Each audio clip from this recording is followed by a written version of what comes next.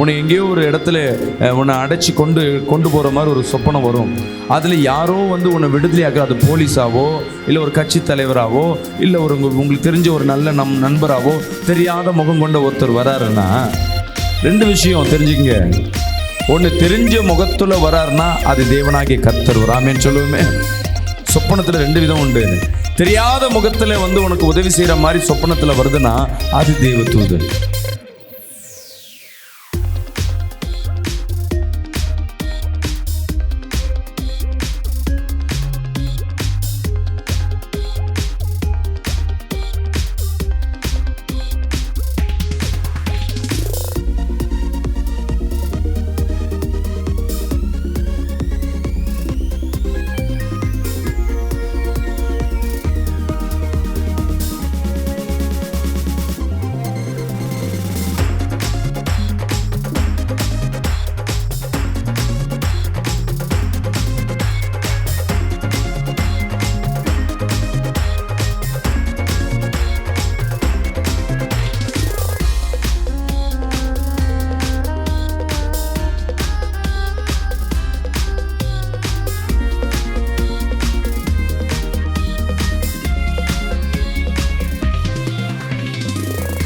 இந்த நாள் கர்த்தர் நம்மோடு பேசுகிற வார்த்தை சங்கீதம் 91 அதிகாரம் 16 வசனத்தை வாசிப்போமா?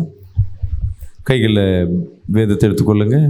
நீடித்த நாட்களாய் அவனை திருப்தியாக்கி என் ரட்சிப்பை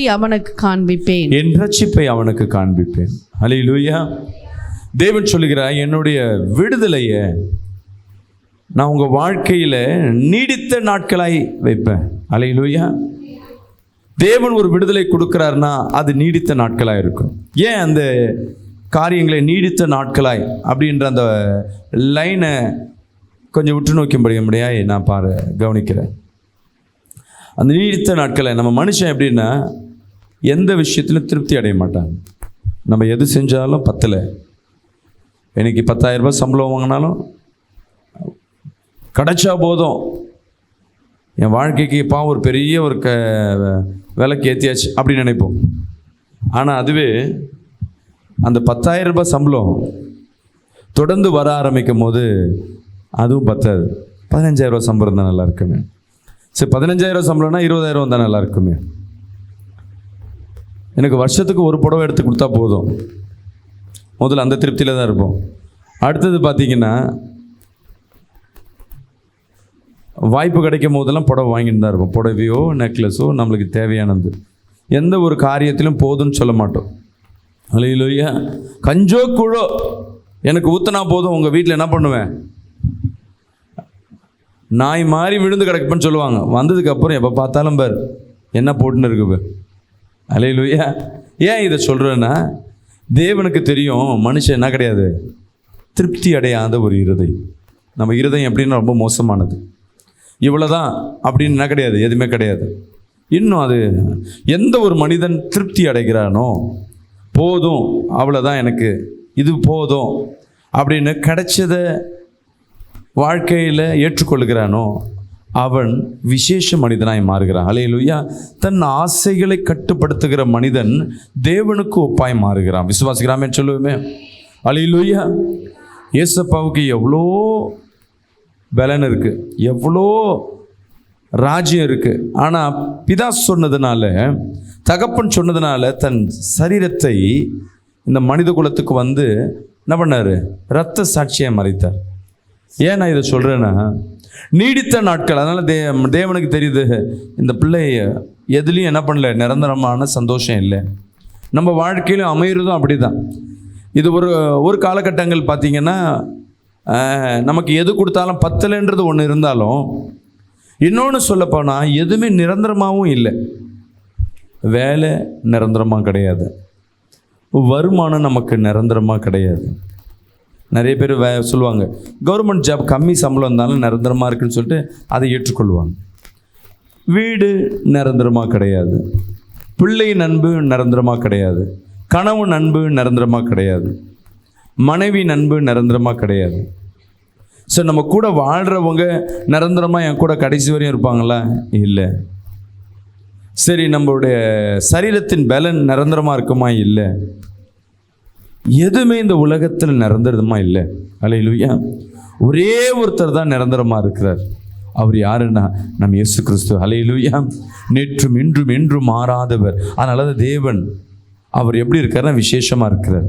நம்ம தாத்தா பாட்டன் அதான் சொல்லுவாங்கள்ல, பாட்டை முப்பாட்டங்களுக்கும் அவர் தான் தேவன், நமக்கும் அவர் தான் தேவன். நம்ம பிள்ளைங்களுக்கு பிள்ளைங்க பேர பிள்ளை கொள்ளு பேரம் பிறந்தாலும் அவர்களுக்கு யார் தான் தேவன். அதனால் தேவன்னா என்ன பண்ணுறா, பிதானா என்ன கோலத்தில் நம்ம கொடுத்துருவோன்னா வெள்ளை தாடி. பாஸ்டர் என் கனவில் பிதா வந்தார் பாஸ்டர். எப்படிமா கரெக்டாக சொல்கிறேன்? அவருக்கு வெள்ளை முடியெல்லாம் இருந்தது பாஸ்டர். கையில் ஒரு கொம்பு வச்சுக்கிட்டு அப்படியே ஆடி வந்தார் பாஸ்டர். அம்மா, என் அன்பு சகோதரி சகோதரியே, இயேசு மட்டும்தான் இந்த பூமியில் 33 வருஷம் வாழ்ந்தார். அவர் இருக்கும் பொழுது மாம்சத்தில் பிறந்ததுனால குழந்தை பருவம், வாலிப பருவம், அப்புறம் முதிர் பருவம், இது எல்லாத்தையும் தேவன் அனுமதிச்சார். ஆனால் இப்போ அவர்கள் மாம்ச சரீரத்தில் பிதா, குமாரன், பசுத்தாவி மூவரும் கிடையாது. அது முதலாவது தெரிஞ்சுக்கணும். இப்போ கனவுல வரவர் வெள்ளை முடி நல்லா தாடி வச்சுட்டு வர்றாருன்னா அவர் 3 வருஷத்துக்கு 2000 வருஷத்துக்கு முன்னாடி இறந்து போன அதே உருவம் வருதுன்னா அது ஏசப்பா இல்லை, அது செத்த ஆவி. அது பாஸ்டர் என்ன பாஸ்டர் அப்போ என் கனவுல வந்தது? தேவனுக்கு உருவம் கிடையாது. அநேக நேரங்களில் சொப்பனங்களில் தேவன் எப்படி வெளிப்படுவார்னா உங்களுக்கு பிரியமான நபர்கள் மூலமாக அவர் கர்த்தர் வெளிப்படுவார். சில பேருக்கு உண்மையாகவே சபைக்கு வர ஊழியம் செய்கிறீங்களோ ஜபிக்கிற அவங்களுக்கு ஊழியக்காரர்கள் கனவுல வருவாங்க.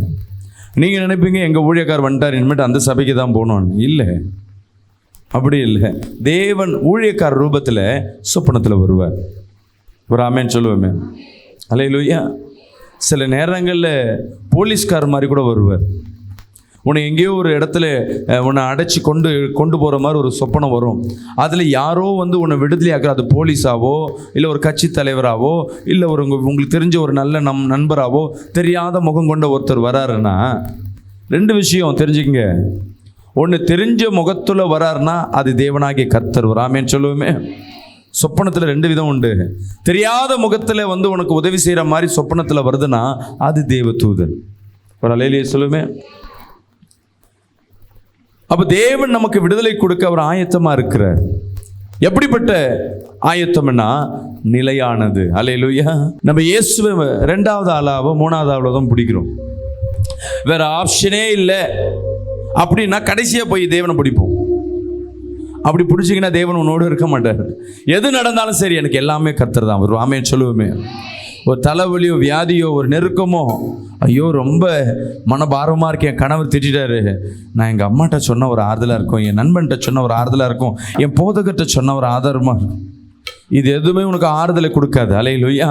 உன் துன்பமாக இருக்கா, தேவ சமூகத்தில் முழங்கால் பிட்டு அப்பா இடத்துல சொல்லிப்பாரு. அந்த துன்பம் எவ்வளோ செகண்டில் மாறி போகுதுன்னு பார்க்க முடியும். அல்லேலூயா. நீ எல்லாருக்கிட்டையும் சொல்லி துன்பம் பெருசானதுக்கு அப்புறமேட்டு தான் வேற வழியில் எனக்கு யாருமே இல்லை, எனக்கு இந்த உலகத்தில் யாரும் வேணாம், ஏன்னா யாருக்கிட்டையா சொன்னீங்கன்னா என்ன பண்ணுவாங்க, உன் பிரச்சனையை ஒன்று 4 பேர்கிட்ட சொல்லிடுவாங்க. அந்த பிரச்சனை ஒன்று பிரச்சனையாயிடும் உனக்கு. உடனே அப்போ தான் டிசைட் பண்ணுவீங்க எனக்கு யாரும் வேணாம், இந்த உலகத்தில் எல்லாம் என்ன பண்ணுதுங்க மோசமானதுக்கு. ஆனால் நீ மட்டும் யாருன்னு பேச மாட்டேன், எனக்கு இயேசு தான். நீ அடிப்பட்டதுக்கு அப்புறமேட்டு நீ இயேசுவை தேடி போகிறது வேஸ்ட்டு. நீ இயேசுவை அறியாமல் இருந்து அடிப்பட்டதுக்கு அப்புறம் இயேசுவை தேடி போகிறேன்னா ஓகே. ஆனால் தேவனை அறிகிற என் அன்பு சகோதரி சகோதரியே, தேவனை பிரியமாக ஏற்றுக்கொள்ளுகிற என் அன்பு சகோதரி சகோதரியே, உனக்கு முதலாவதாக உனக்கு ப்ராப்ளம்னு வரும் பொழுது, இல்லை எக்ஸாம்பிள் ஒரு நல்ல காரியம், எக்ஸாம் ரிசல்ட் வருது, இல்லை குழந்தை இல்லாமல் இருக்க, திடீர்னு குழந்தை கன்சீவ் ஆகி ரிசல்ட்டில் பாசிட்டிவ் வந்துருச்சு, நீ வீட்டில் யாருமே இல்லை. முதல் யாருக்கு நம்ம ஃபோன் பண்ணி சொல்லுவோம்? யார் குழந்தையை எதிர்பார்த்து கொண்டிருக்காங்க? ஒன்று கணவனாக இருக்கும், இல்லை உன் தாய் தகப்பனாக இருக்கும், இல்லை ஊழியக்காரர்களை. இந்த 3 இல்லை உன் நண்பர்கள் யாராவது ஹாஸ்பிட்டலுக்கு உனக்காக பிரயாசப்பட்டு தான் அவங்க தான் போய் சொல்லுவோம். அதை காட்டிலும் நீ முதலாவது அதை பார்த்த உடனே முழங்கால் போட்டு தேவனுக்கு நன்றி சொல்லிட்டு அதுக்கப்புறம் மற்றவங்கள்ட்ட சொல்கிறேன்னா அது தேவனுக்கு பிரியமாக இருக்கும். அதான் தேவன் சொல்லுகிறார், நீடித்த நாட்களாய் அவனை திருப்தியாக்கி என் ரட்சிப்பை அவனுக்கு காண்பிப்பேன். தேவன் நீடித்த நாட்களாய் உன்னை திருப்தி ஆக்குகிற வார்த்தையை இன்னைக்கு உனக்காய் தருகிறார். அல்லேலூயா. அநேக நேரங்களில் நிரந்தரமான சந்தோஷம் இல்லை. ஒரு நாள் சந்தோஷம் இருந்தால் பல நாட்கள் துன்பத்தோடு இருப்பீங்க. சரியான வருமானம் இல்லை, ஒரு நாள் வருமானம் தான் 4 நாள் 5 நாள் வருமானம் இல்லாதபடி கதவுகள் பூட்டப்பட்டதாக இருக்கு. இந்த மாதிரி சூழ்நிலையில் நீங்கள் என்ன டிசைட் பண்ணணும்? அல்லேலூயா. இந்த சங்கீதம் 91 எதற்காக நம்ம படிப்போம் தெரியுங்களா? பேய் பிடிச்சிட்டா, மாந்திரிக கட்டு இருக்குன்னா சங்கீதம் 91. ஆண்டவரே இந்த சங்கீதம் 91 படைக்கிறேன் இல்லை, தலைக்காணி கடியில் பைபிளை வைக்கிறது, வசனத்தை எடுத்து இந்த வசனத்தை எடுத்து படித்தா பிசாசு ஓடிடுமா? சர்பத்தையும் சிங்கத்தையும் மிதித்து போடுவாயின்னது, நீ சிங்கத்தையும் சர்பத்தையும் மிதித்து போடுவீங்க? இல்லை, வெறும் வார்த்தை தான். இப்போ வசனம் என்பது நீ எந்த இயேசுன்னு சொன்னாவே பிசாசு விசுவாசுன்னு சொல்லும் பொழுது பிசாசு அது நடுநடுங்க ஆரம்பிக்கும். அல்லேலூயா. விசுவாசிக்கிறாமேன்னு சொல்லுவோமே. சத்ருவானவனுக்கு உன் வாயிலிருந்து வருகிற இயேசு என்ற நாமத்திற்கு அது நடுங்க ஆரம்பிக்கும். அல்லேலூயா. இந்த சங்கீதம் 91 அழகா சொல்லப்பட்டிருக்கு. மீண்டும் அந்த வசனத்தை படிப்போம். நீடித்த நாட்களாய் அவனை திருப்தியாக்கி என் ரட்சிப்பை அவனுக்கு காண்பிப்பேன். அல்லேலூயா. என் ரட்சிப்பை அவனுக்கு காண்பிப்பேன். அல்லேலூயா. நீடித்த நாட்களாய் திருப்தியாக்கி அவன் ரட்சிப்பை நான் அவனுக்கு காண்பிப்பேன். வசனம் சொல்லுகிறது, யாரை என் தேவன் திருப்தி ஆக்குவார்? படிப்போம். சங்கீதம் 91:14 படிப்போமா? அவன் என்னிடத்தில் வாஞ்சியா இருக்கிறபடியால். போதுமா? யார் தேவனிடத்துல வாஞ்சியா இருக்கிறார்களோ அவர்களை தேவன் திருப்தி ஆக்குவார். விசுவாசிக்கிறாமேன்னு சொல்லுவோமே. வாஞ்சனா என்ன சொல்லுங்களேன்? விருப்பம், ஐக்கியம். அவர்களோடு பேசாம இருக்க முடியல, இல்லை அவர்களை நான் எப்ப காண்பேனோ. இந்த எக்ஸாம்பிள் பார்த்தீங்கன்னா, நம்ம சொந்தக்கார யாராவது ஊர்லேருந்து வராங்கன்னா, உங்களுக்கு பிரியமானவங்க வர்றாங்க, உங்கள் கணவன் ஃபாரினுக்கு போயிட்டார், நாளைக்கு வராரு, இல்லை அடுத்த வாரம் அவர் வரோம், டிக்கெட்டு புக் ஆகிடுச்சு, அடுத்த வாரம் வராருன்னா அந்த நாட்கள் ஒவ்வொன்றும் உனக்கு எப்படி இருக்கும்? சொர்க்கம் போல் இருக்கும். வர நாட்கள், நாளைக்கு காலைல வராரு, விட காலை 4 மணிக்கு வராருன்னா நைட்டு நீங்கள் தூங்குவீங்க, நினைக்க தூங்க மாட்டுவீங்க. எப்போ அவர் முகத்தை காண்பேன்? எங்கள் அப்பா சின்ன வயசில் இருக்கும் பொழுது ஃபாரினில் இருந்தார், துபாயில் வேலை செஞ்சிருந்தார். எனக்கு விவரம் தெரிஞ்சு எங்கள் அப்பாவை நான் பார்க்கல. 2 வருஷம் கழிச்சு அவர் ஃபாரின்லேருந்து வரார். ஒவ்வொரு நாளும் வானத்தை நான் சின்ன வயசாக படிக்கும்போது ஒரு 2nd ஸ்டாண்டர்ட் 3rd ஸ்டாண்டர்ட் பார்க்கும்போது, அப்பா எங்கன்னு கேட்டால் தோ இந்த ஃப்ளைட்டில் தான் போயின்னு இருக்காரு. ஒவ்வொரு ஃப்ளைட்டு வரும்போது எங்கள் அப்பா வீட்டுக்கு வந்துட்டார் வச்சு வந்திருக்க மாட்டேன். ஒரு நாள் இன்ஃபர்மேஷன் சொல்கிறாங்க, இன்னைக்கு உங்கள் அப்பா ஊர்லேருந்து வராரு. அல்லேலூயா. நான் ஸ்கூலுக்கு போக மாட்டேன்னு சொல்கிறேன். இல்லை அவர் வர்றது ஈவினிங் தான், இன்னைக்கு ஸ்கூலுக்கெலாம் போயிட்டு வந்துடுங்க. ஸ்கூலுக்கு நாங்கள் கலந்து போகிறோம். அங்கே பாடம் நடந்திருக்கும் தெரியும். அங்கே பேசுகிற வார்த்தைலாம் எங்கள் அப்பா இன்னைக்கு இது வாங்கிட்டு வருவார், அது வாங்கிட்டு வருவார். வீட்டில் அங்கேருந்து கிளம்பும் போது நார்மலாக ஸ்கூலை விட்டாங்கன்னா நடந்து வரத்துக்கு லேட் ஆகும். அன்றைக்கி ஓடியாடுறோம், புக்கெல்லாம் தெரியல. எவ்வளோ சீக்கிரமாக உள்ள என்ட்ரன்ஸு வாசலில் வரும்போதே தெரிஞ்சிச்சு வீட்டில் அப்பா வந்துட்டார். ஏன்னா வீட்டில் நிறைய சொந்தக்காரங்க சில்பர் இருக்குது, கன்ஃபார்ம் ஆகிடுச்சு. எவ்வளோ சந்தோஷம். எங்கள் அப்பா சவுண்டு கேட்குது. நாங்கள் ஸ்ட்ரெயிட்டாக எங்கள் அப்பாவை பார்க்கல, எங்கள் அப்பா வாங்கிட்டு வந்த சூட்கேஸை தான் பார்த்துருக்கோம். அல்லேலூயா. அப்பா மேலே ஏன் பாசம்னா, என்ன எனக்கா வாங்கிட்டு வந்திருக்கிற பார்க்குறோம். இந்த சூட்கேஸில் இது இருக்கும், இந்த சூட்கேஸில் ஒரு 4 ட்ரங்க் பெட்டி மாதிரி பெருசாக இருக்குது. எதில் என்ன இருக்குன்னே தெரியல. அதுவே எங்களுக்கு எப்படி இருக்கு? ஒரு திருப்தியாக இருக்குது. வாஞ்ச எப்படியாவது என் தேவன் என்ன பண்ண, எங்கள் அப்பாவை பார்த்துட்டேன். 2வது எப்பயாவது ஓப்பன் பண்ணுவீங்களா? அது வேணுன்ட்டு 1 மாதம் கழிச்சு ஓப்பன் பண்ணுறாங்க. அல்லேலூயா. எடுத்துகிட்டு வந்ததெல்லாம் யாருக்கு எடுத்துகிட்டு வந்தாங்க? அவங்க எங்கள் அப்பாவோட அக்கா தங்கச்சிங்களுக்கு சென்ட் பாட்டில், டேப் ரெக்கார்டு, அதை வச்சு நாங்கள் என்ன பண்ணுறது? சொல்லுவார், உனக்காக அதில் பொம்மைலாம் வாங்கிட்டு வந்து வச்சுருக்கோம், அந்த பொம்மை எப்போ திறப்பீங்க? இப்போ இல்லை, நான் அப்புறம் திறக்கிறேன். 1 மாதம் கழிச்சு. அது எப்போ அந்த வாஞ்ச உனக்கு இருதயத்துக்கு பிரியமானது அங்கே இருக்குன்னா, வரப்போகுதுன்னா, அது மேலே எவ்வளோ ஆசையை வைத்திருப்பியோ, அந்த ஆசையை நீ தேவன் மீது எப்போ உன அறியாமல் வருகிறதோ அப்போது உன்னை கர்த்தர் திருப்தியாக்கி வழி நடத்துவார். விசுவாசிக்கிறாமேன்னு சொல்லுவோமே. அது சாதாரணமாக இருக்காது. உனக்குள்ள அம்மா இயேசுவை சிநேகிங்க, இயேசுவை விசுவாசிங்க, இயேசுவிடத்துல கேளுங்க, இதை மட்டும் தான் நான் சொல்ல முடியும். நான் சொல்றதுனால இயேசு மேல உனக்கு ஐக்கியம் வராது. ஒரு நம்பிக்கை வேணாம் வரலாம், ஒரு விசுவாசம் வரலாம், கடவுளுங்க செய்வார்னு. ஆனால் வாஞ்சை என்பது உனக்குள்ளாக அது உருவாக்கப்படுகிற அந்த உணர்வு. விசுவாசிக்கிறாமேன்னு சொல்லுவோமே. ஓ மனைவியை சிநேகிங்க சொன்னா அந்த அம்மாவுக்கு 4 பேர் பஞ்சாயத்தை கூப்பிட்டு, ஏன்பா அவன் கணவன்கிட்ட பேசுப்பா, நீ அன்பா பேச மாட்டியா சொன்னா அந்த அம்மா 4 பேர் சொன்னா பேசுறது அன்பு வருமா? மனைவியே கணவனும் போட்டு பஞ்சாயத்து பண்ணி உன் மனைவி இடத்துல அன்பாயிரு, உன் பிள்ளை இடத்துல அன்பால், பிள்ளை இடச்சுடும் அப்பா அம்மாவுக்கு மரியாதை கொடுமா, அப்பா அம்மாவோட என்ன பண்ணும் மரியாதை கொடுக்கறது சொல்லி வருமா? அன்பும் மரியாதையும் தானா வரும். அதே போலதான் தேவன் எதிர்பார்க்கிற காரியம் வாஞ்ச. தேவனை தேடுகிற வாஞ்ச உனக்குள்ளாக வரணும். இயேசுவை வெறும் அவரை காட்சி பொருளாக ஒரு சிலுவையிலையும் அவர் கடவுளாக நீ பார்த்து கொண்டிருந்தீனா அவர் மேல உனக்கு வாஞ்ச வராது. அவரை உன் தகப்பனாக, உன் தாயாக, உன் மணவாளனாக எப்போ நீ அவர் மேல வாஞ்சியா இருக்கிறாயோ, என் தேவன் இந்த இருக்கிறார்னா ஒரு விடுதலை கிடைக்கும் என்று நீ விசுவாசிக்கிறனா தேவன் நிச்சயமாகவே உன்னை திருப்தியாக்கி வழி நடத்துவார். விசுவாசிக்கிறாமேன்னு சொல்லுவோமே நல்ல கரங்களை தட்டி. இந்த வாஞ்சை யாருக்குள்ள வரும்? நான் சொல்லி கொடுக்கறதுனால வராது, நீங்களே உருவாக்கி கொள்ளணும். உன் கணவன் மேல அன்பு வரணும்னு சொன்னா வருமாமா? இத்தனை நாள் வராத அன்பு நான் கூப்பிட்டு உங்களுக்கு கவுன்சிலிங் கொடுத்துட்டா கணவன் மேல அன்பு வருமா? சுத்தமா வராது. ஆமாவா இல்லையா? அப்ப அன்பு எப்படி வரணும்? தானா வரணும். அதான் எப்படி வரும்? நீங்க அவங்க மேல அன்பு செலுத்தணும், நீ விருப்பப்படணும். நீ விருப்பப்பட தேவன் மேல தானா அன்பு வந்துடும். அல்லேலூயா. நீ ஆலயத்துக்கு போய் தேவனை ஆராதிக்கணும் முயற்சி பண்ணி பாரு, அவர் சத்தத்தை கேட்கணும் முயற்சி பண்ணி பாரு. நீ பாடும் பொழுது இன்னைக்கு எல்லாம் ஏசப்பா பாட்டை என்ன பண்ணிட்டாங்க, அப்படியே திருப்பி சினிமா பாட்டை தானே பாடக்கூடாது, என் லவ்வருக்கு இதே பாட்டை என்ன பாடினா என்ன இருக்கு, என்ன மாறப்போகுது? இன்னைக்கு நம்ம வாழ்க்கை எப்படி இருக்குன்னா, நம்ம தேவைகளுக்கு தேவனை பிடிக்கிறோம், அதனால தேவன் நம்மளோட பிரியமா இல்லை. இன்னைக்கு உனக்குள்ள உன் இருதயத்துக்குள்ள ஒரு வாஞ்ச வரணும். யார் என்னை தடுத்தாலும் சரி, எனக்கு இருக்கிற ஒரே ஒருவர். அல்லேலூயா. யோசிச்சு பாருங்களேன், இன்னைக்கு வந்திருக்கிற என் அன்பு சகோதரன், நீ எங்கெங்கேயோ வீடு, எங்கெங்கேயோ பிறந்து வளர்ந்து எங்கெங்கேயோ சபைக்கு போயெல்லாம் இருக்கலாம். இன்னைக்கு வந்திருக்கீங்கன்னா தேவன் உன் மீது பிரியமா இருக்கிறனால, உன் மேல அவர் வாஞ்சியா இருக்கிறார். நம்ம தான் அவர் மேல வாஞ்சியா இல்லை, உங்க மேல அவர் வாஞ்சியா இருக்கிறனால உன்னை அழைத்து கொண்டு வந்து உனக்கு விடுதலை கொடுக்கிறாருன்னா எவ்வளவு பிரியமா இருக்கிறார். விசுவாசிக்கலாமேன்னு சொல்லுவோமே. இந்த அன்பு இந்த உலகத்துல யார் வைத்திருக்கா அவன் மேல? நான் உன்னை அந்த டாக்டர்கிட்ட இட்டுன்னு போகிறேன், சரியாயிடுச்சுன்னா என்னை கவனிக்கணும்னா சொல்லுவோம்ல. சரி இந்த வேலைக்கு நான் இட்டுன்னு போகிறேன், வேலை கிடச்சி நல்லா வந்துச்சுன்னா என்ன பண்ணணும், என்ன ட்ரீட் வைக்கணும். ட்ரீட்னா என்ன அர்த்தம்? சம்திங், கிம்பளம், எனக்கு கமிஷன். சரி நல்ல சம்பளம் வாங்கிட்டல, எனக்கு ட்ரீட் வை. அதுக்கு பேர் என்ன? கமிஷன் கேட்குற. ஆனால் தேவன் என்னைக்கே அவங்ககிட்ட கமிஷன் கேட்டிருக்காரு? அல்லேலூயா. அவர் எப்படிப்பட்டவர்? அவரை நம்ம இங்கே சபைகளில் என்ன சொல்லி கொடுக்குறோன்னா, தேவனை கொஞ்சம் என்ன பண்ண, இந்த உலகத்தில் இருக்க உறவுகள் நிரந்தரம் கிடையாது. நிரந்தரமானவர் மத்தியில் நீ அவரை காணவில்லை, ஆனால் நீ அவரை வாஞ்சியா இருக்கும் பொழுது நீ பார்க்குற உறவுகள் எல்லாம் இயேசுவாய் காணப்படுவார்கள். அல்லேலூயா.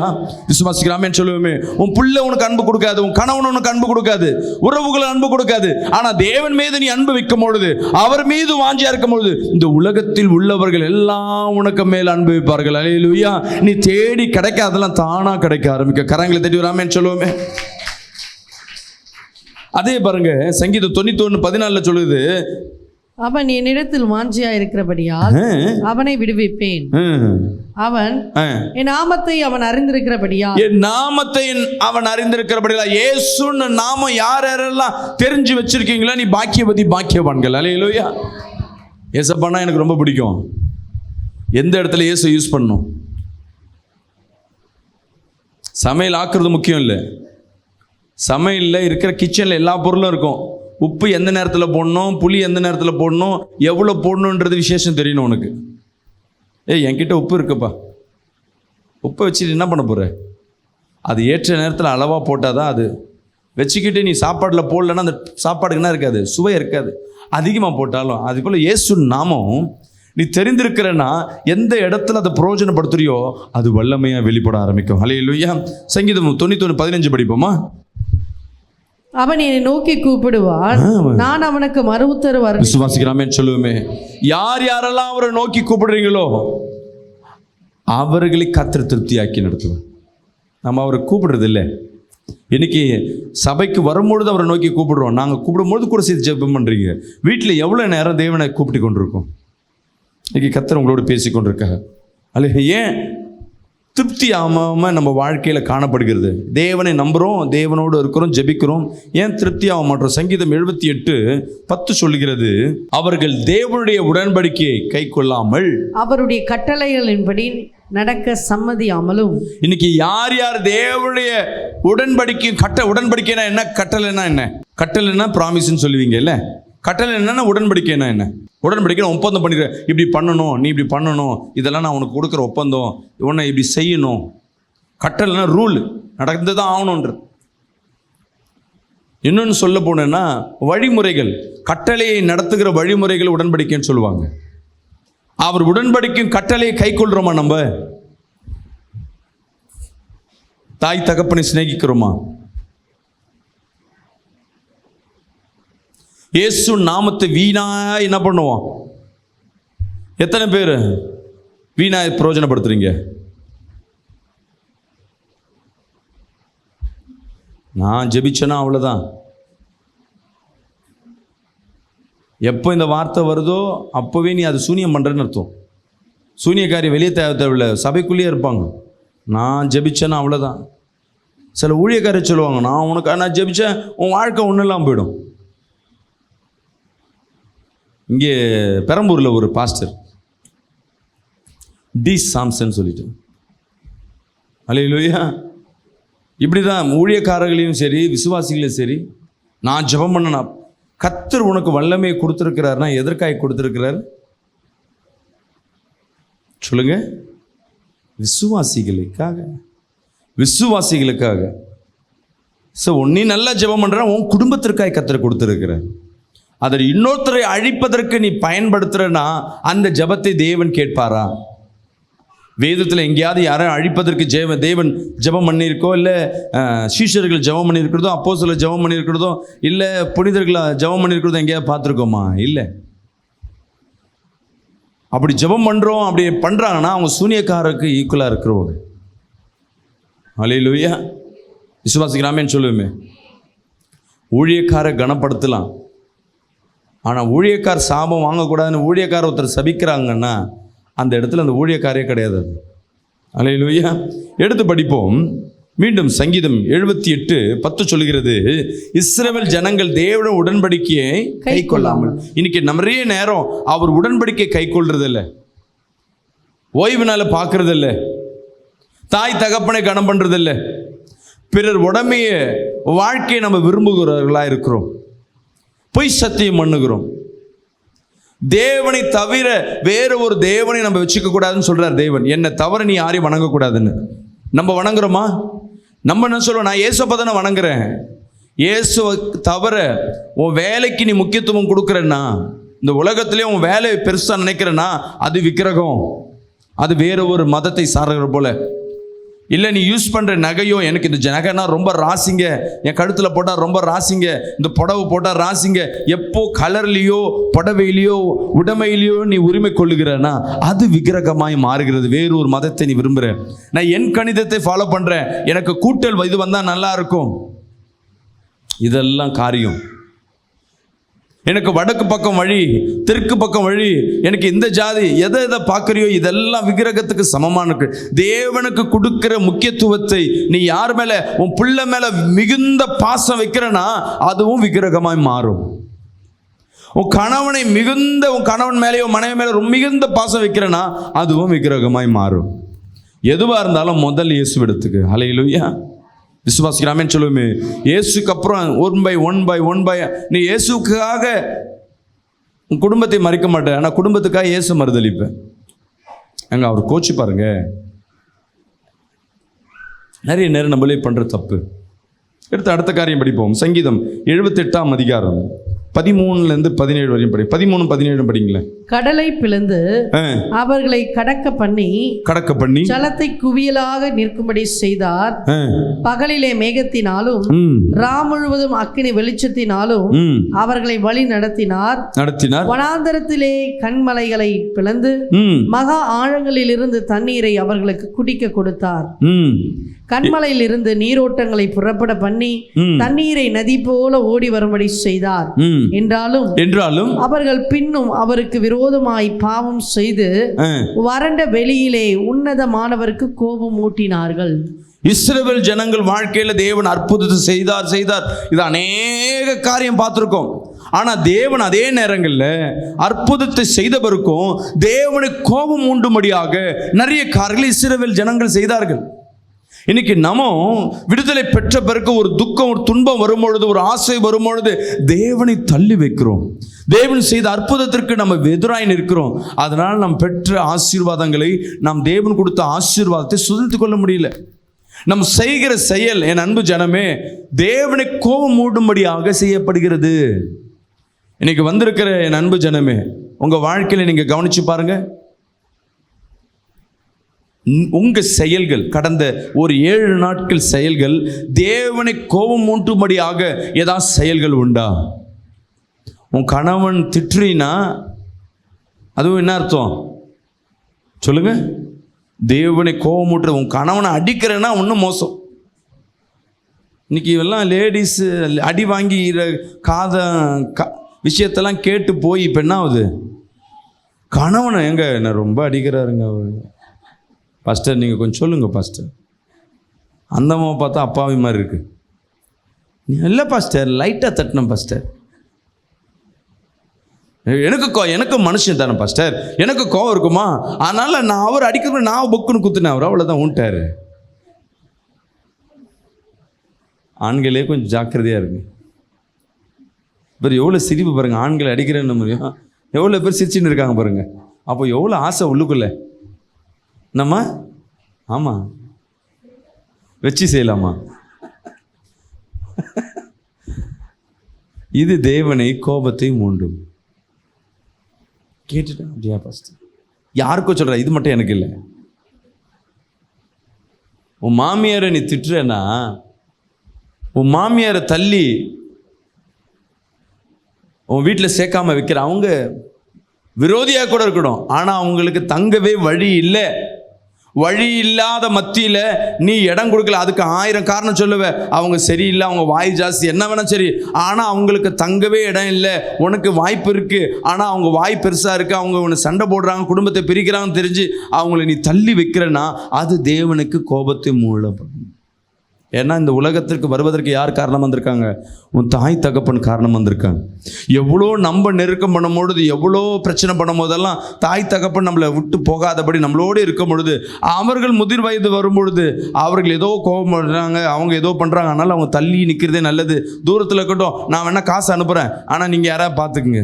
இன்றைக்கி நிறைய ஆண் பிள்ளைங்க பண்ணுற காரியம் தேவனை கோபம் மூட பண்ணும். ஓய்வு நாளில் ஆலயத்துக்கு வராமல் வீட்டில் உட்காந்து நீ சாப்பிட்டுன்னு இருக்கனா தேவனுக்கு கோபத்தை மூட பண்ணும். வேற ஏதோ வேலை பண்ணிக்கிட்டு என்ஜாய்மெண்ட் பண்ணிக்கிட்டு ஆலயத்துக்கு வராமல் இருக்குன்னா அது தேவனை கோபப்படுத்தும்.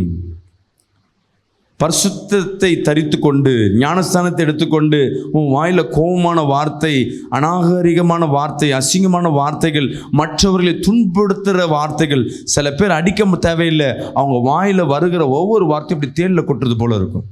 அப்படி வார்த்தைகள் வருதுன்னா நீ என்னவா இருக்கிற? தேவனை கோபப்படுத்துறேன்னு அர்த்தம். சில நேரங்களில் தேவனிடத்தில் நன்மையை பெற்றுடுவோம், ஆனால் இப்போ நன்மையை செய்யாதனால தேவன் மனத்தில் கோபமாக இருப்போம். அல்லேலூயா. விசுவாசிக்கலாமேன்னு சொல்லுவோமே. நமக்கு வாய்ப்புகள் இருந்து தேவன் ஆசீர்வதித்து நீ ஊழியம் செய்யாமல் இருக்கிறன்னா அது தேவனை கோபப்படுத்தும்.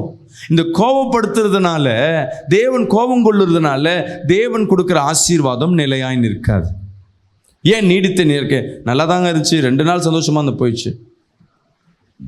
வண்டி நல்லா ஓடிச்சு, திடீர்னு ரிப்பேர் ஆயிடுச்சு. மிக்சி திடீர்னு ரிப்பேரு, ஃப்ரிட்ஜு திடீர்னு ரிப்பேரு.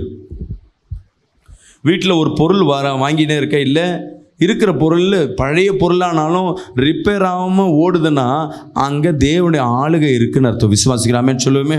ஏதோ ஒன்று ரிப்பேர் ஆகிட்டு உனக்கு வருகிற வருமானம் அங்கே செலவாகிக்கொண்டே இருக்குன்னா தேவன ஆசீர்வாதம் கெட்டு போயிருக்கு. ஏதோ ஒரு காரியம் நீ செய்கிறது தேவனுக்கு கோபத்தை மூடுகிறது. உங்கள் கணவனையே சொல்லுவாங்க, நீ பண்ணுறது எனக்கு கோபப்படுத்துதுமா. கணவனுக்கு தெரியும் நான் செய்கிற செயல் மனைவிக்கு கோபப்படுத்துதுன்னு. பிள்ளைக்கு தெரியும் நான் செய்கிற செயல் எங்கள் அப்பா அம்மாவை கோவப்படுத்தும்னு தெரிஞ்சே தான் செய்வாங்க. ஏன்னா அவங்க ஆசையோ அடக்க முடியாது, அவங்க விருப்பத்தை கண்ட்ரோல் பண்ண முடியாது, அதனால் மற்றவங்களை கோவப்படுத்துவாங்க. கண்டிப்பாக நீங்கள் நினைக்க வேண்டியது இயேசுவை ஏற்றுக்கொள்கிற உன் வாழ்க்கையில் சந்தோஷம் நிலையாக இருக்கணும்னா உன் செயல் உன் குடும்பத்தை துன்பப்படுத்தாதபடி கோபப்படுத்தாமல் இருந்தாவே போதும். அது தேவனை மகிமைப்படுத்தும். விசுவாசிக்கிறாமே சொல்லுவோமே. நான் தேவனை எப்படி மகிமைப்படுத்துவது, தேவனை எப்படி கோபப்படுத்தாமல் இருக்கிறது, அதை ஆராய்ச்சி செய்வதை காட்டிலும் நீ இருக்கிற குடும்பத்தில் உன் கூட இருக்கிற மாமியாரோ கணவனோ பிள்ளையோ உறவுகளோ இல்லை வேலை செய்கிற இடத்துல முதலாளியோ அவர்களுக்கு உன் மேலே கோபம் வராதபடி நீ நடந்துக்கிறனாவே வாழ்க்கையில் அது தேவனை மகிமைப்படுத்துறதா இருக்கும். விசுவாசிக்கிறாமேன்னு சொல்லுவேன். அல்லேலூயா. இன்னைக்கு அதை முயற்சி பண்ணுங்க. கடைசியாக ஒரு பாயிண்ட் எடுத்து படிப்போம். சங்கீதம் 78 29 30 படிப்போமா? அவர்கள் புசித்து திருப்தி அடைந்தார்கள், அவர்கள் இச்சித்ததை அவர்களுக்கு கொடுத்தார், அவர்கள் தங்கள் இச்சையை வெறுக்கவில்லை, அவர்களுடைய போஜனம் அவர்கள் வாயில் இருக்கும் போதே. அல்லேலூயா. ஆமென். அன்பு பிரியமான ஜனமே, இச்சையை சில பேர் அடக்க முடியாது. ஆசை நல்லா சாப்பிட்ருப்பான். இப்போ சொல்கிறேனே, நல்ல 3 வேளை பிரியாணி இருக்கும், இச்சையை அடக்க முடியல. சாப்பாட்டு மேலே பிரியமாக இருக்கும். என் பையனுக்கு பிரியாணின்னா ரொம்ப பிடிக்கும். நான் வெஜிடேரியன்னா சாம்பார் கொடுத்தா எங்கள் அம்மா அவங்க பாஸ்டர் அம்மா ஊட்டி விடணும். பிரியாணி கொடுத்தா ஊட்டி விட தேவையில்லை, அவனே எடுத்து சாப்பிடுவான். 3 நாளாக நல்லா சாப்பாடு. ஒரு நாள் என்ன பண்ணிட்டாங்க, நைட்டு ஒரு 9 மணி இருக்கும், ஒரு விசுவாசி எடுத்துகிட்டு வந்து சிக்கன் 65 எடுத்துகிட்டு வரேன்னு எடுத்துகிட்டு வந்தாங்க. அதை பார்த்தா எப்படியும் ஒரு 1.5 கிலோ இருக்கும் பொழுது. வெறும் லெக் பீஸாக அதை நல்லா அவங்க கடை போட்டிருக்காங்க. இது வியாபாரத்தை நீ ஆசீர்வதிக்குமா பாஸ்டர் உங்கள் வீட்டுக்கு கொடுக்கணும்னு நினச்சி நான் கொடுத்துட்டேன். இப்போ அதில் 4 பீஸ் இருக்குது, பெரிய பெரிய தொடை. 1 எடுத்து 2 பேர் சாப்பிடுங்க, இவ்வளோது நைட்டில் யார் சாப்பிட போகிறா, யாருக்காவது கொடுத்து விடுவோம் அப்படின்னு நான் பேசிகிட்டு இருக்கேன். அந்த 2 பேர் சாப்பிடும்பொழுது என் பொண்ணு கொஞ்சம் கை வைக்குது, என் பையன் கொஞ்சம் கையை வைக்கிறான். என் பொண்ணு 2 வாய் எக்ஸ்ட்ரா சாப்பிட்டு சண்டை போடுறான் என் பையன். அவங்க அம்மா சொல்கிறாங்க, அதை இவ்வளோ பீஸ் இருக்கடா, ஏன்டா சண்டை போடுறேன். சரி, இப்போ என்ன பண்ணாங்க, ஒரு பீஸில் 2 பேர் சாப்பிட்ருந்தாங்களே, லாரா நீ 1 பீஸ் எடுத்து தனியாக எடுத்து சாப்பிட, உன்னை டிஸ்டர்ப் பண்ணாத. நீ எடுத்துகிட்டு சாப்பிட்றான் பார்த்தீங்களா, 1 எடுத்து என் பொண்ணு எடுத்து சாப்பிடுது. அதில் பாஸ்டர் அம்மாவும் என் பொண்ணு எடுத்து சாப்பிட்றாங்க. அதில் போய் இவன் கையை வைக்கிறான். நான் கேட்டேன், உனக்கு தான் இருக்குல்லையா, என் கறியில் முதல்ல இவங்க கை வச்சாங்கல்ல, எந்துலேருந்து கொஞ்சம் எடுத்துட்டாங்கல்ல, இப்போ அதனால் நான் அதில் கை வைக்கிறேன். திட்டின உடனே மூஞ்சி மாறிடுச்சு அவனுக்கு. ஏன்டா சாப்பாடு கலையிற, திட்டி விட்டு. ஏன் இதை சொல்கிறேன்னா, அவனுக்கு சின்ன ஆசை. இது குழந்தைங்கள நம்ம திருத்தலாம், நம்மளை திருத்த முடியுதா? அல்லேலூயா. ஒன்றும் இல்லை, இங்கே மட்டும் இப்போ சேர்ந்துருக்கும்போது எதாவது மீன் குழம்பு ஆக்கட்டுமே, அந்த ஸ்மெல்லு வரும்போது வசனம் கேட்கும்னு நினைக்கிறீங்க. இது குழந்தைய நம்போ இல்லை. இப்போ கர்த்தர் என்ன பண்ணுவார், உன்னால் இச்சை அடக்க முடியல. சீரியலில் முக்கியமானது தான் ஏற்கனவே சொன்னேன். ஒரு வாட்டி ஒரு வீட்டுக்கு போகிறோம், நானும் பாஸ்டர் அம்மாவும் போய் கதை தட்டுறோம். ரொம்ப நேரம் கழிச்சு சரி இல்லை பொழுது திரும்பி போகிறோம். அப்புறமே கதை திறக்கிறாங்க. என்னம்மா இவ்வளோ நேரம் தட்டுறோம்? இல்லை பாஸ்டர், உள்ள ரூமில் இருந்தேன். வந்த ஹாலில் உட்காந்துட்டோம். பாஸ்டர் கொஞ்சம் நேரங்க, நான் உள்ளே போய்ட்டு வரேன். உள்ளே போய் உட்காடுறாங்க, ரொம்ப நேரம் இருக்காங்க. அதனால் என்ன வச்சுமா, உள்ளே யார் இருக்கா, என்ன பேசுகிறாங்க. கொஞ்ச நேரம் கழிச்சு வந்தாங்க. பாஸ்டர் தண்ணி டீ இல்லைம்மா, நாங்கள் சீக்கிரம் கிளம்பணும், ஜெபம் பண்ண வந்தேன். இருங்க பாஸ்டர் கொஞ்ச நேரம் டீ பார்க்க போகிறான். போயிட்டு புதுசுன்னு உள்ளே போய் டீயும் கொடுக்கல, உள்ளே வச்சு ஸ்ட்ரைட்டாக போயிட்டாங்க. திருப்பி ஒரு 10 நிமிஷமாவது அழகான சிஸ்டர் அம்மா கூப்பிடுமா டைம் ஆகுதுன்னு. என்ன இருக்குது உள்ளே, ஏதாவது பிரச்சனை, யாராவது ட்ரீட்மெண்ட் எடுக்கிறாங்களா என்னன்னு தெரியல. திருப்பி வராங்க, இருங்க பாஸ்டர் சிலிமில் வச்சேன், காஃபி எடுத்து கொடுக்குறேன். திருப்பி உள்ளே போயிட்டாங்க. 10 நிமிஷம். நம்மளும் டென்ஷன் ஆகிடுச்சு, இனிமேல் இருக்க வேணாம் போகலான்னு. போகும்போது இருங்க பாஸ்டர், முடிஞ்சிச்சு பாஸ்டர், உட்காருங்க பாஸ்டர். என்ன முடிஞ்சிச்சுமாண்ணா, சீரியல் இன்றைக்கி தான் கல்யாணம்னு சொன்னாங்க பாஸ்டர். கடைசி வரையே கல்யாணம் ஆகலை பாஸ்டர். கல்யாணத்தில் திடீர்னு இவ கல்யாணத்துக்கு எடுத்துட்டேன். அப்பயும் எனக்கு புரியலை எந்த கல்யாணத்துக்கு எடுத்தா. அப்புறம் தான் தெரியுது சீரியலில் இருக்கிற கல்யாணம். இப்போ அவங்களால என்ன பண்ண முடியல, ஊழியக்காரர் ஜபம்லாம் முக்கியம் இல்லை.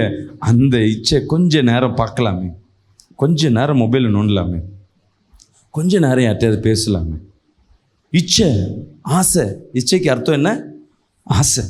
எனக்கு இது ஆசைங்க. உன் ஆசையை கண்ட்ரோல் பண்ண கற்றுக்கிட்டீங்கன்னா நீ தேவ மனிதனாய் மாறுவாய். அல்லேலூயா. உன் வாழ்க்கையில் எல்லாம் நிலைத்து நிற்கும். இன்றைக்கி ஒரு தீர்மானத்தை எடுங்க, என் ஆசையை நான் கட்டுப்படுத்த போகிறேன். அல்லேலூயா. விசுவாசிக்கிறாமேன்னு சொல்லுவோமே, எல்லாம் பாஸ்டிங்னு எடுப்பீங்க. நான் 1 மணி வரையும் சாப்பிட மாட்டேன், நான்வெஜ்ஜே சாப்பிட மாட்டேன். சரிங்களா? நீங்கள் எப்போ பொருத்தனை பண்ணுறீங்களோ அப்போ தான் உங்கள் வீட்லேயும் சரி, சொந்தக்கார வீட்லேயும் சரி, சிக்கனை மட்டும் ஆக்கி போடுவாங்க. இன்றைக்கி பார்த்து செய்கிறீங்களே, கரெக்டாக பாஸ்டிங் முடிஞ்ச 3ஆவது நாள் ஸ்ட்ரைட்டாக ஹோட்டல் இன்றைக்கி வச்சு என்ன பண்ணணும், இருக்கிறது எல்லாத்தையும் ஆக்கி செய்யணும். அப்போ அதுக்கு பேர் பாஸ்டிங்கா? உன் பாஸ்டிங் என்னன்னா, கத்தர்காய் காத்து இல்லை, எப்படா இது முடியும் பாஸ்டிங்? உன் ஆசையை வெறுக்கணும். சில நாட்கள் கடுமையாக இருக்கும். எந்தெந்த இடத்துல உன் இச்சையை அடக்கிறையோ, உன் ஆசையை அடக்கிறையோ, ஆரம்பம் தோல்வி மாதிரி தெரியும், நீ வெறுத்து போன போல இருக்கும். ஆனால் முடிவில் நீ எதை வெறுத்து போறியோ தேவனுக்காக, அது எல்லாம் உனக்கு முன்பாக காத்திருக்கும். கரங்களை தட்டி ஒரு ஆமென் சொல்லுவோமே. அல்லேலூயா, அல்லேலூயா. ஆமென். அன்பு பிரியமான ஜனமே, இன்னைக்கு இந்த 3 காரியங்களை உன்னோடு பேசியிருக்கேன். ஆனால் தேவன் நினைச்சாருன்னா இந்த 3 காரியத்தை நீங்கள் மாற்றினீங்கன்னா உங்களுக்கு தர வேண்டிய விலை அவர் நிலையாய் கொடுப்பார். அல்லேலூயா. விசுவாசிக்கிறாமேன்னு சொல்லுங்களேன். என் அன்பு ஜனமே, நிலையான அன்பை இழந்து போயிருப்பீங்க, நிலையான சந்தோஷத்தை இன்னைக்கு இழந்து போயிருப்பீங்க. தேவன் இன்னைக்கு உன் அருகாமை நின்று கொண்டிருக்கிறார். தேவ பலன் இந்த இடம் முழுவதும் சூழ்ந்து கொண்டு அப்பா நேரில் பார்த்து கொண்டிருக்க ஒவ்வொருத்தர் மத்தியிலும், இங்க வந்திருக்க ஒவ்வொருத்தர் மத்தியிலும் ஆண்டவரே, அப்பா நிலையான உங்களுடைய அன்பை ஆண்டவரே, நிலையான ஒரு விடுதலையை, நிலையான ஒரு சந்தோஷத்தை, நிலையான ஒரு வருமானத்தை இப்பொழுது கொடுப்பதற்காக நன்றி அப்பா. உங்களுடைய வல்லமை இப்பொழுது இறங்கட்டும். எல்லாம் வாய்களை திறந்து நல்லா துதிங்க. வாய்களை திறந்து அப்பா நீதான் என் வாழ்க்கை, இயேசு என்ற நாமத்தை சொல்லுங்க, உச்சரிங்க. அவர் நாமத்தை அறிந்தவர்கள் தேவனின் இடத்துல நிலையான அன்பை பெறுவீங்க. பெற்றுக்கொள் பெற்றுக்கொள் பெற்றுக்கொள் பெற்றுக்கொள் பெற்றுக்கொள் பெற்றுக்கொள் பெற்றுக்கொள். ஓ ரபா ஹபா ஹபா ஹபா ஹபா ஹபா. தேவ பிரசன்னம் இந்த இடம் முழுவதும் நிறைந்து உனக்கு விடுதலை கொடுக்கிற நாயகன் உங்களோடு உலாவிக் கொண்டிருக்கிற, உங்களை விடுதலை கொடுக்க ஆயத்தமா இருக்கிற, உங்கள் தடைகள் எல்லாம் என் தேவன் நிர்மலமாக்கி போட்டுக் கொண்டிருக்க.